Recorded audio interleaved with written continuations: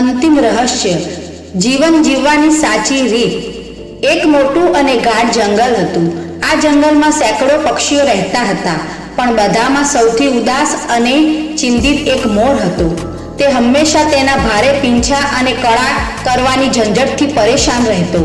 તેને થતું કે આટલું બધું સુંદર હોવાનો શું ફાયદો, જો મારે રોજ શિકારીઓથી ડરીને અને આટલો ભાર લઈને જીવવું પડતું હોય।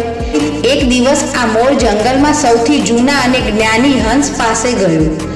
મોરે રડતા રડતા કહ્યું, હું મારી આ જિંદગીથી થાકી ગયો છું। આ સુંદરતા જ મારું બંધન બની ગઈ છે। મારે હવે નથી જીવવું। હંસે હસીને કહ્યું, તારી પાછળ એક રહસ્યમય ગુફા છે।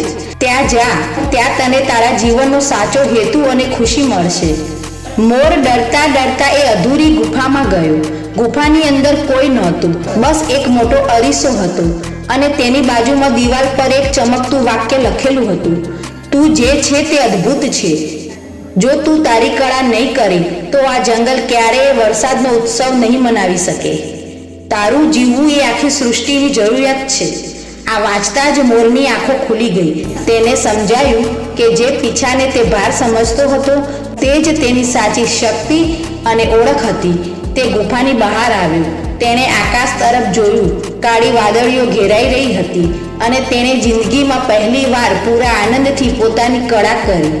વાર્તાનો બોધ, જિંદગીનું સૌથી મોટું આશ્ચર્યજનક રહસ્ય એ છે કે આપણે આપણી સરખામણી બીજા સાથે કરીને દુઃખી થઈએ છીએ।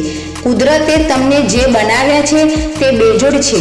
તમારી મુશ્કેલીઓને ભાર ન સમજો, પણ તેને તમારી શક્તિ બનાવીને પૂરા ઉત્સાહથી જીવો।